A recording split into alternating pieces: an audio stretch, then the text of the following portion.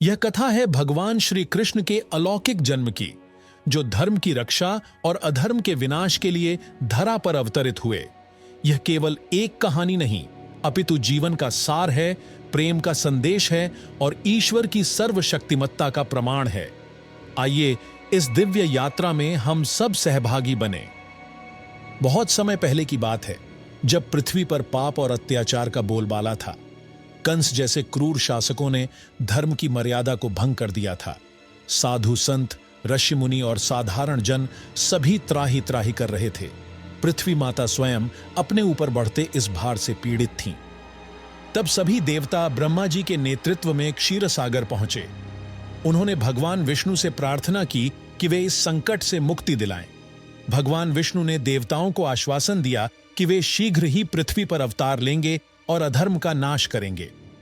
मथुरा नगरी में उग्रसेन नामक राजा राज्य करते थे, जिनके पुत्र का नाम कंस था। कंस अत्यंत क्रूर और महत्वाकांक्षी था। उसने अपने पिता को बंदी बनाकर स्वयं सिंहासन पर अधिकार कर लिया था। उसकी बहन देवकी का विवाह वसुदेव से तय हुआ था। जब देवकी और वसुदेव का विवाह संपन्न हुआ और वे रथ में बैठकर जा रहे थे, तभी आकाश में एक गंभीर आकाशवाणी हुई।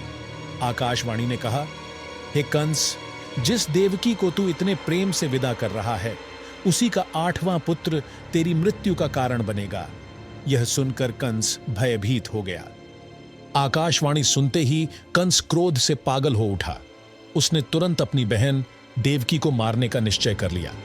वसुदेव ने कंस से बहुत अनुनय विनय की और उसे समझाया कि देवकी का कोई दोष नहीं है। उन्होंने वचन दिया कि वे अपनी सभी संतानों को कंस को सौंप देंगे। कंस ने वसुदेव के वचन पर विश्वास किया, लेकिन उसने देवकी और वसुदेव दोनों को कारागार में डाल दिया। इस प्रकार एक नवविवाहित जोड़ा अपने जीवन के सबसे कठिन समय में प्रवेश कर गया। कारागार में देवकी ने एक एक करके 7 पुत्रों को जन्म दिया। कंस ने अपने भय के कारण उन सभी नवजात शिशुओं को निर्ममता से मार डाला। हर बार जब देवकी एक शिशु को जन्म देती, तो कंस उसे छीनकर पत्थर पर पटक देता था। देवकी और वसुदेव इस असहनीय पीड़ा को सहते रहे। उनका विश्वास था कि भगवान अवश्य उनकी सहायता करेंगे। वे जानते थे कि उनका 8वां पुत्र ही कंस के अत्याचारों का अंत करेगा। भाद्रपद मास की कृष्ण पक्ष की अष्टमी तिथि थी। रोहिणी नक्षत्र था। आधी रात का समय था, जब चारों ओर गहन अंधकार छाया हुआ था। कारागार के सभी पहरेदार गहरी नींद में सो रहे थे। तभी देवकी के गर्भ से भगवान विष्णु ने स्वयं जन्म लिया। भगवान चतुर्भुज रूप में प्रकट हुए। उनके हाथों में शंख, चक्र, गदा और पद्म थे। उनके मुख पर दिव्य तेज था, जो पूरे कारागार को प्रकाशित कर रहा था। देवकी और वसुदेव उन्हें देखकर विस्मित और आनंदित हो उठे। उन्होंने भगवान की स्तुति की। भगवान ने वसुदेव से कहा कि वे उन्हें गोकुल में नंद बाबा और यशोदा मैया के घर छोड़ आएं। उन्होंने यह भी बताया कि यशोदा ने एक कन्या को जन्म दिया है, जिसे वे अपने साथ ले आएं। भगवान की आज्ञा पाकर वसुदेव ने उन्हें एक टोकरी में रखा। कारागार के सभी ताले अपने आप खुल गए और पहरेदार गहरी नींद में ही रहे। बाहर मूसलाधार वर्षा हो रही थी, लेकिन शेषनाग ने अपने फन से भगवान को वर्षा से बचाया। यमुना नदी भी अपने आप 2 भागों में बंट गई, जिससे वसुदेव आसानी से पार हो सके। वसुदेव गोकुल पहुंचे और नंद बाबा के घर में प्रवेश किया। वहां भी सभी लोग गहरी नींद में सो रहे थे। वसुदेव ने चुपचाप भगवान कृष्ण को यशोदा मैया के पास लिटा दिया और उनकी नवजात कन्या को लेकर वापस मथुरा लौट आए। गोकुल में सुबह होते ही नंद बाबा और यशोदा मैया ने देखा कि उनके घर एक सुंदर बालक आया है। वे अत्यंत प्रसन्न हुए और पूरे गांव में खुशियां मनाई गईं। किसी को नहीं पता था कि यह बालक स्वयं भगवान विष्णु का अवतार है। वसुदेव वापस कारागार पहुंचे और कन्या को देवकी के पास लिटा दिया। कारागार के ताले फिर से बंद हो गए।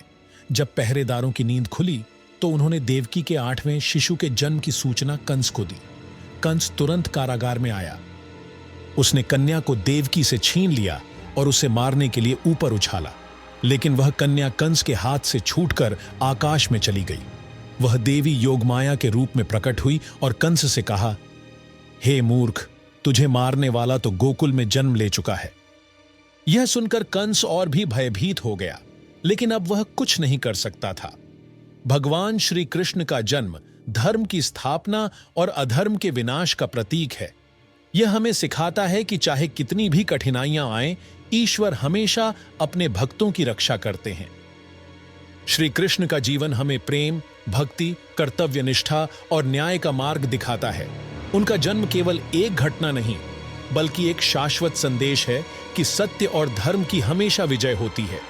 आइए हम सब भगवान श्री कृष्ण के चरणों में अपना शीश झुकाएं और उनके दिव्य गुणों को अपने जीवन में उतारने का प्रयास करें। जय श्री कृष्ण।